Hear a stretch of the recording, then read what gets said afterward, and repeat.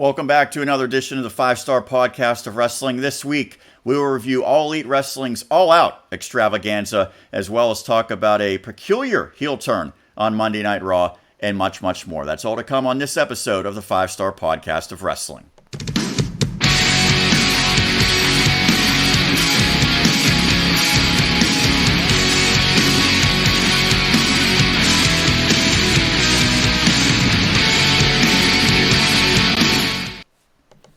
And welcome back to another edition. I'm your host, Sean Meyers, joined by a returning Justin Lowery. Justin barely able to keep his eyes open, but he is excited to talk about the world of professional wrestling and his forte, if you will. All Elite Wrestling held a big show this past weekend. But before we get into everything, Justin, I have a little secret to admit to everyone. Typically, we have the show kind of mapped out. We have creative comes up with some ideas. Every now and then Vince will come in, scrap it, rewrite the show right before we go on, but we always have kind of guidelines. I have, pictures to match what we're talking about. This one, we're just, we're going no script. It's like a CM Punk promo, or I guess now the modern version's kind of like a Kevin Owens promo, I guess. So we're just going off the cuff, see where we go with it. It should be fun to kind of, maybe bounce around and talk about whatever comes to mind. But I know for you, you're Mr. AEW correspondent, the joke you just made before we went on. Saturday was a big show. To me, probably the second biggest show from AEW in terms of its importance, because this really sets the stage for the weekly programming and the TV show that's going to start in just about a month's time or so, right? Well, a little under a month now, yeah. About 4 weeks, I guess. Did they do enough to pull in viewers consistently when they debuted at TNT on Wednesdays?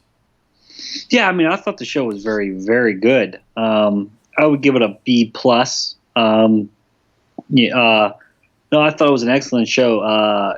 Better than their last two free pay-per-views, but I was expecting that. I'm going to assume All Out will end up being the company's quote-unquote WrestleMania Starrcade. Their biggest show of the year, I think, is going to be an All Out.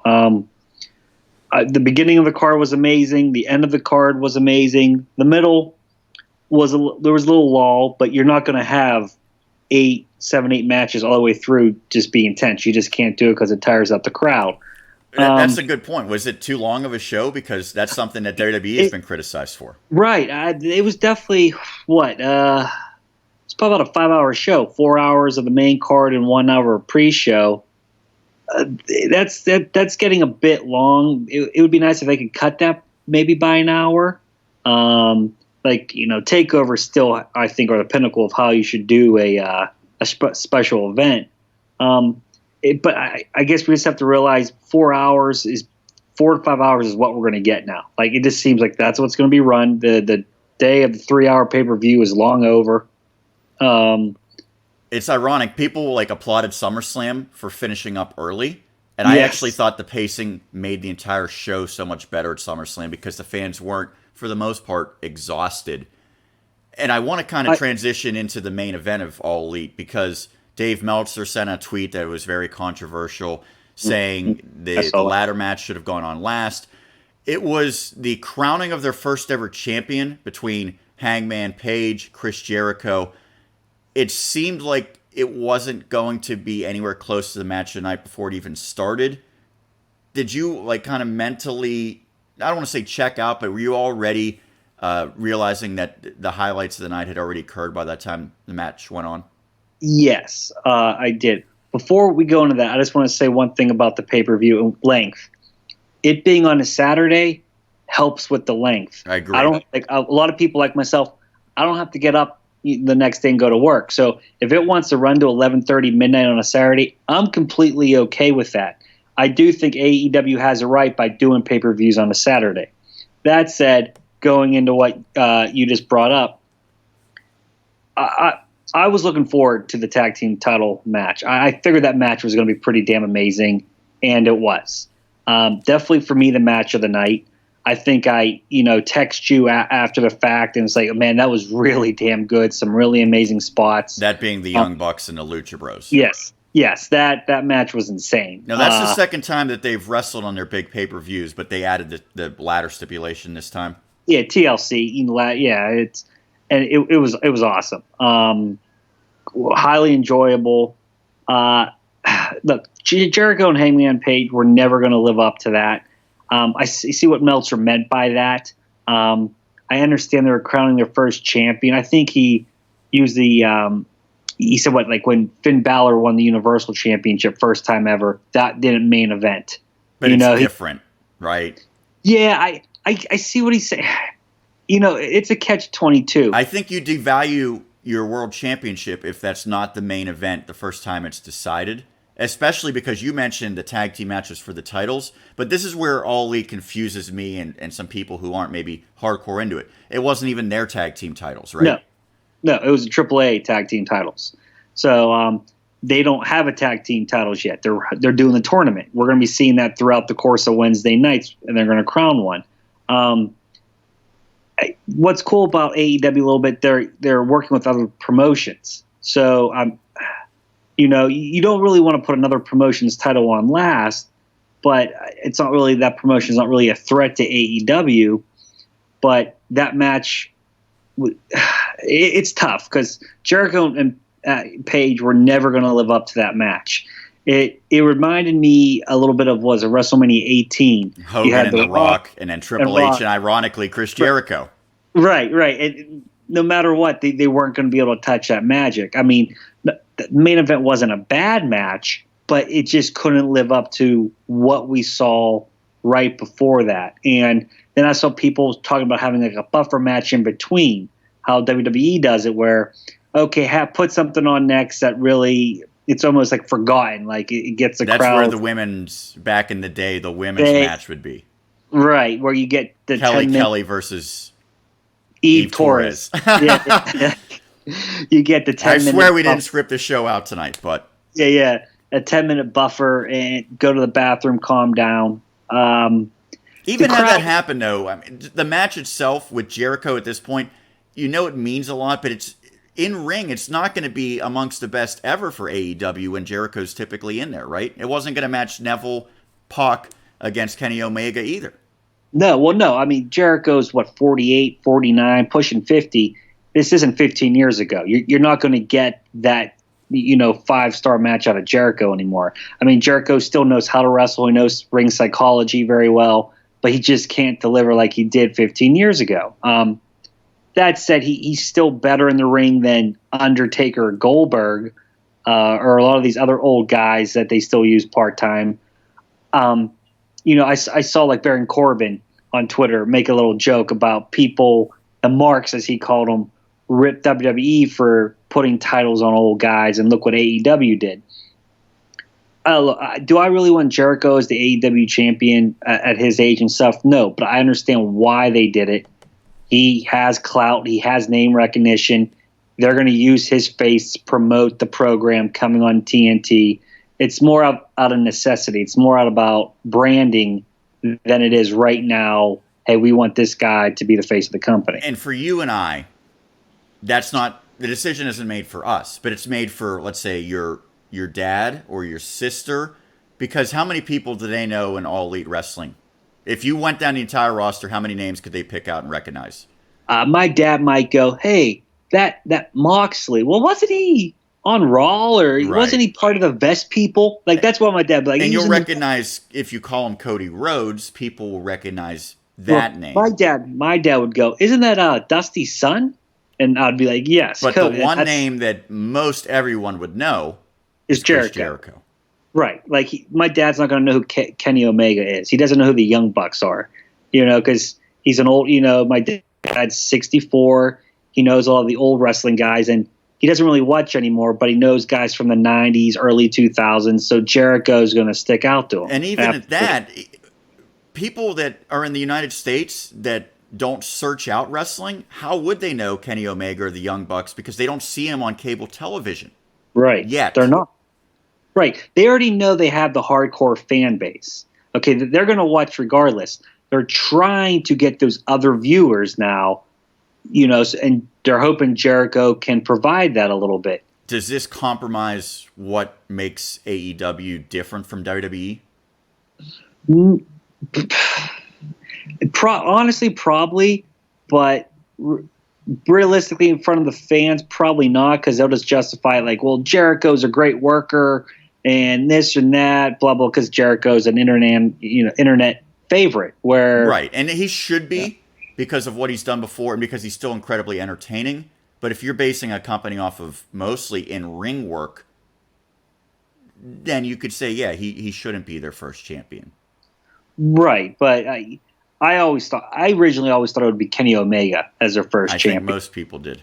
I think we'll eventually get there. I think I see the story that they're trying to tell with him right now. I think that's becoming obvious. But I get why it's Jericho. I wish it wasn't, but I understand why. And as long as he doesn't hold it forever, and he's going to put over someone who'll be even bigger once they beat him. Right. I think that's and I think right now I trust their creative more than I do WWE's creative. Right.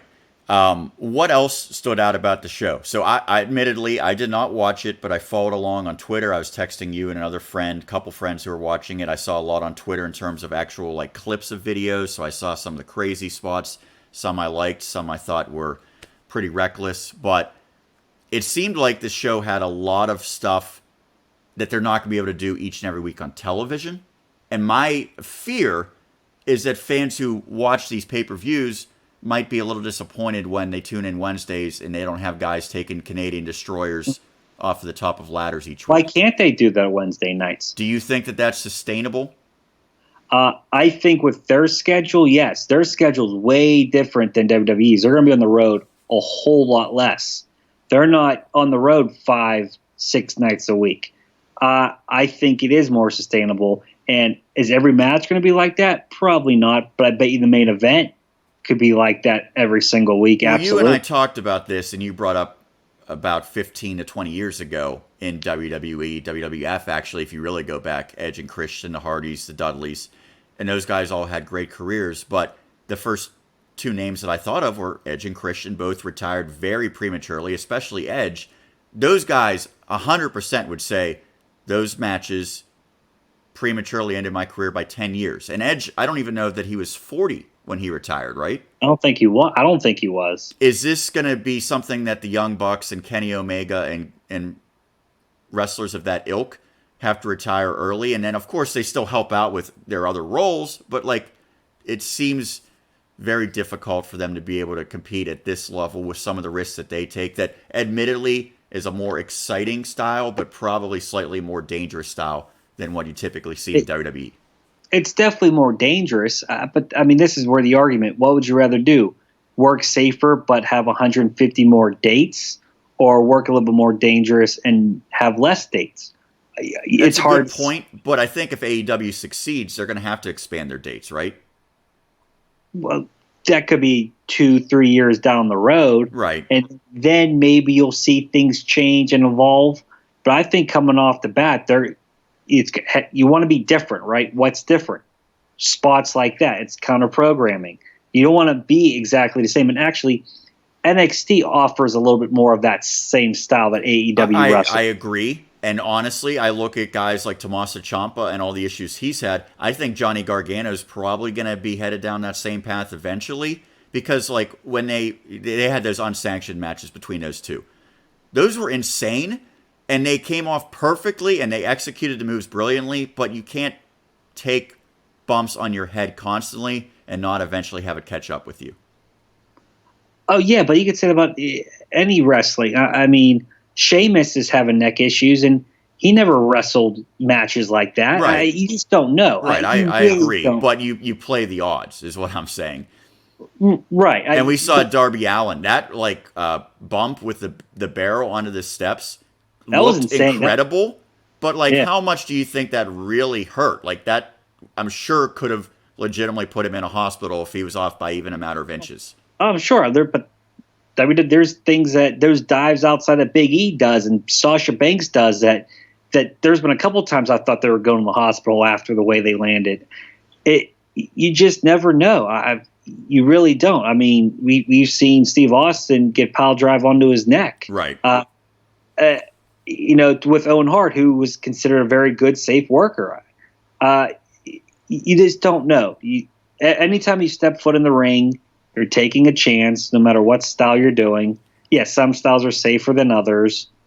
You just don't know. I mean, I like that wrestling style. It's exciting. I know you're more of a, let's play it safe. I know I don't want to feel in any way culpable if someone gets really hurt for doing something they don't need to. And I think you kind of pick your spot. You said All Out, it might be their future WrestleMania. It makes sense then. Does it make sense to do it on the first episode on TV? Probably. But the 18th episode of their Wednesday show, which does it have a name yet? I saw like some speculation. I didn't know for sure that it has a name. I don't think it actually. I don't. Honestly, that's a good Any question. of our viewers, tweet at us, 5-star pod wrestle.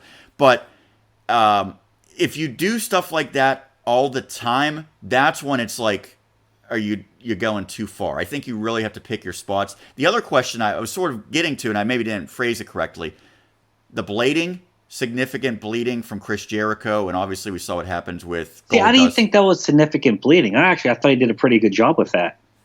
Fair enough, but blading regardless. There's no doubt about that, right? Oh, yeah, he bladed.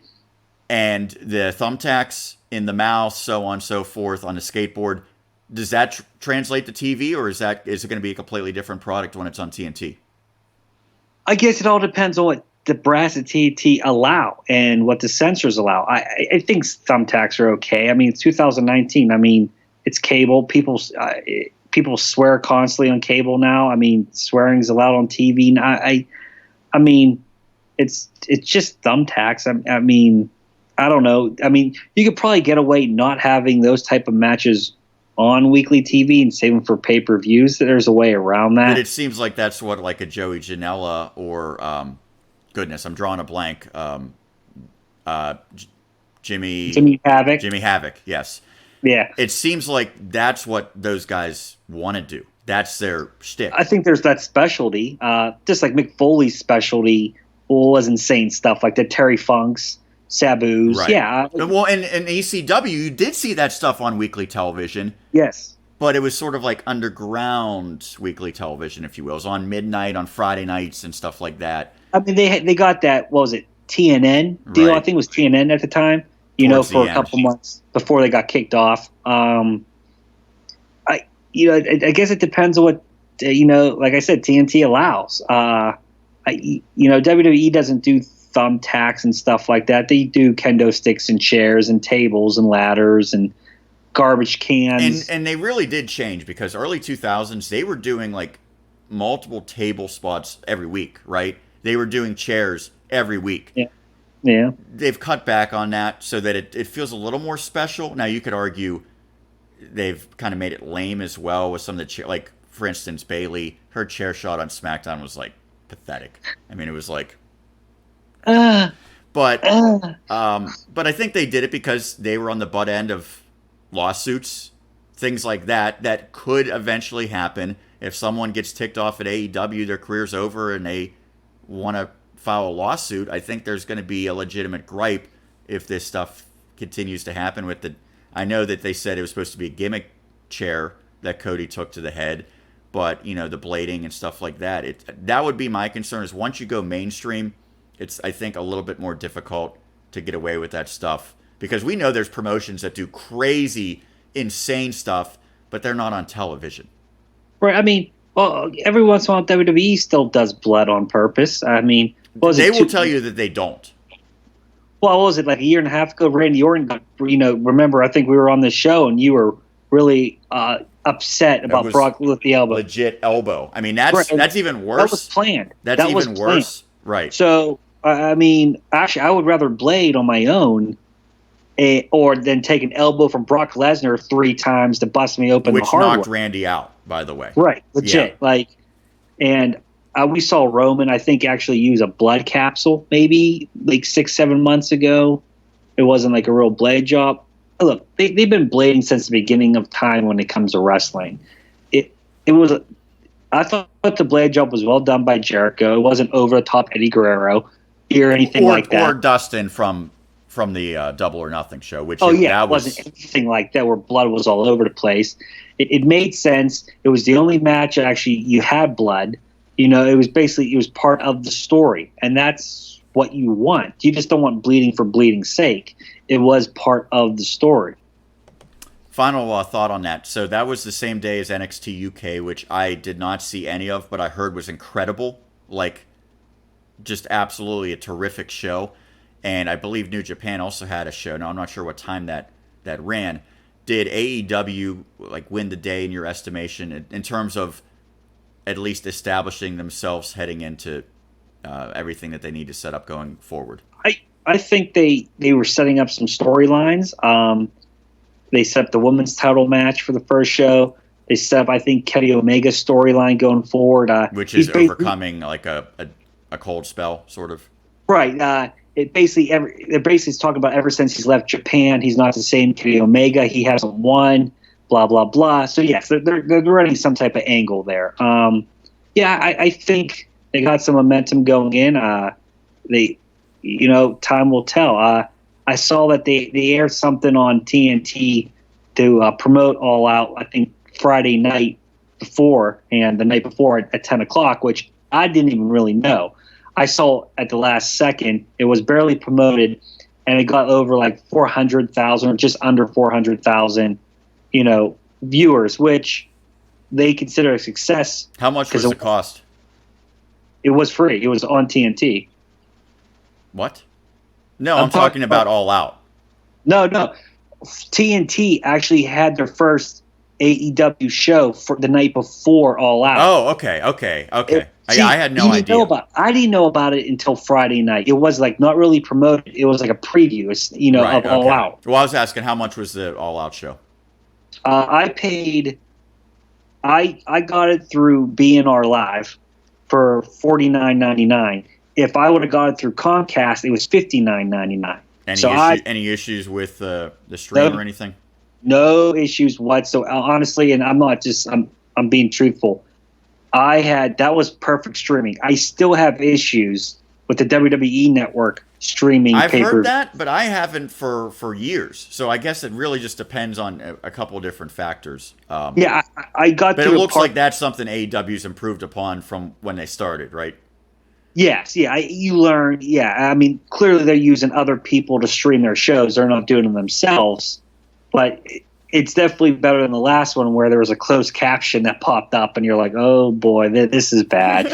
But for me, All Out was flawless with the presentation. So we don't have a lot of time for WWE, but I think that there was some really good stuff that happened this week. Let's talk with the end of Raw. This was a little confusing, but I think it was a good step. Bayley turned heel, kind of, because she was helping Sasha, who's clearly a heel. And then on SmackDown, I was expecting like Bayley's going to cut this promo saying like, yeah, I'm a bad guy. But I was always wondering, how's it going to work? Because they already set up her and Charlotte has to be the heel. Well, what I can say now is the four horsewomen, Becky's a face. It looks like the other three are heels. But there's really the entire women's landscape. It's like you kind of choose. Alexa Bliss and Nikki Cross wrestled as a face tag team on SmackDown. Are you cool with this? Do you like this kind of like shift? I don't personally. I think I texted you this earlier. I don't mind if they did away with heels and faces. Like, just give me a character. Have them cut their promos to justify their actions. And they could be a little more complex if they don't have to be a cookie cutter heel. Let fans cheer boo who they want and give them a feud. Don't be like, oh, clearly I'm the good guy. I'm here to support you. Or somebody come out and crap on the crowd. Oh, clearly boo, he's a heel, boo. Like, I'm cool with Bayley coming out going, I'm sick and tired of being the forgotten like horsewoman. I've always been, fourth string. I was the last one called up. And like, as a fan, you could go, hey, you know what? She's right. Like, but she didn't really do that on SmackDown, right? No, but like, she kind of said, I still want to be a great champion for the fans. You deserve it. So what am I supposed to believe heading into her match against Charlotte and this entire, like, really, when I said even including the tag teams, why are they doing this with the women's division? Because they have no idea what to do with it. Because actually right now, if Bayley's a heel, Who's the top face on SmackDown when it comes to the women's division? You don't really see anyone on SmackDown other than Bayley, Charlotte, and then whoever they want to throw in tag team matches anyway, right? Yeah, Alexa from Raw is on SmackDown more than most of the SmackDown ladies are. Alexa, the last 6 months, 1 month she's playing the role of a heel. The next month she's kind of like a face, and she's back to a heel. Then she's a face. I think they've changed the plans with her and Nikki, where they're ultimately probably still going to have Alexa turn, but they don't want to do it anytime soon. Yeah, because it seemed like it was going to happen sooner rather than later, and now they kind of stopped teasing that. At least, yeah. And again, Alexa wrestled as kind of the face tag team against Fire and Desire, which I don't like that name at all. Mandy and Sonya, and it's like the fans were kind of behind Alexa because I think they like Nikki, but it puts fans in kind of a weird scenario because, like, what if they don't cheer for anyone in a match? That's not what you want. No, well then you could have them boo both. It's a little weird booking. It's unusual. I guess Bayley will be cheered over Charlotte. She got cheered more after she did her heel turn. Well, I mean, Bayley's at too goody two shoe face that I think is outdated in today's world. If this was 1985, oh yeah, it'd be great. It just doesn't work, anymore. Sasha came back with the blue hair. We knew she meant business. Maybe if Bayley drops the ponytail, moves it to the other side, we would know that it's a true heel turn. That's the content that we provide here on the 5-Star Podcast of Wrestling. So I know we talked about the King of the Ring tournament last time you were on. I think these matches have been awesome. Now, what does it lead to? If it leads to King Corbin.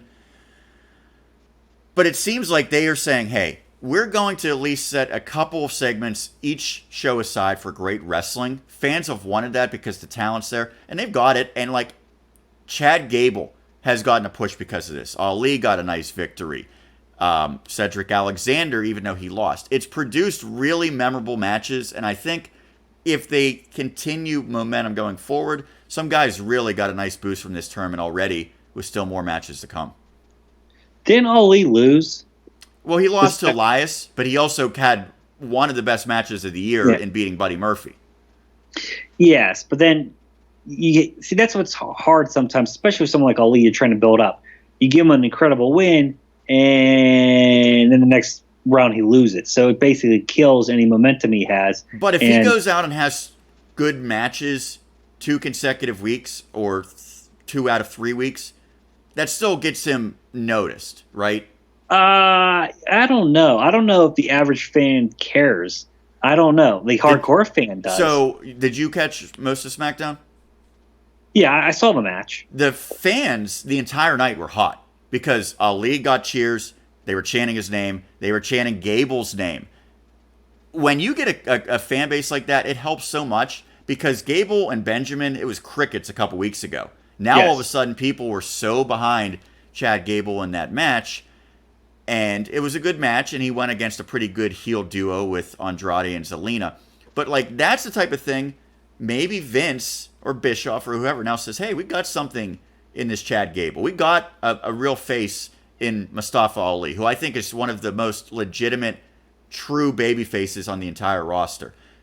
Same thing with Raw, Justin. It was months and months where Cedric Alexander was a joke chasing after the 24/7 title. He's not a joke anymore, even though he lost to Corbin. That match tore the house down. It did. That was one of Corbin's probably best match on the main roster, or anywhere even through NXT. But he's definitely been way better on the main roster than NXT. He's gotten very solid. Yeah, I think he performs his job very well. I know he gets a lot of hate, and sometimes I hate him. It's more how they present him and pushed him, down our throats, and not a like shooting the rocket up his butt type of way, but just annoying every week way. Yeah, like too annoying. Like it's good to be booed because that's his job, but it was like get the hell off my TV type booing.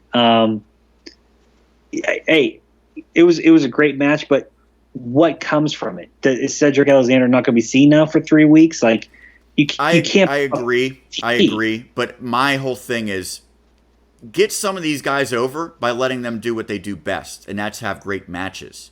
Because let's be honest, Gable and Cedric Alexander, they're not going to get over probably with characters unless you really strike gold. For the most part, they're going to get over doing what they do. Those guys can't really cut a promo. I've never really heard them cut an amazing promo. Right, but I will say this. Sometimes we're surprised by how talented guys are when they get the right storyline or the right character. I thought Jason Jordan, right before he had to go away, was killing it as like the spoiled son of Kurt Angle, and I never would have guessed that he had that in him. True. Sometimes they gotta let these guys just be themselves instead of, micromanaging their promos. Right. I agree.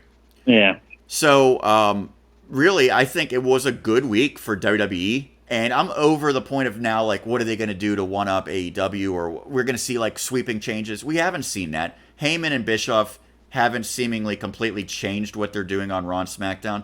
But I think you do get some good signs. And I would say that both shows I thought were enjoyable, especially SmackDown in large part because of the crowd. So I thought WWE had a pretty good week. Did you agree with that? Yeah, for their standard right now. Yeah, I agree. Anything else that was notable about this past week? Or even if you want to go back, since we had Harley T. Morris replacing you last week. By the way, if you haven't seen it, check it out. It was our #1 rated podcast to date, which means basically he's a lot more entertaining than you, I guess.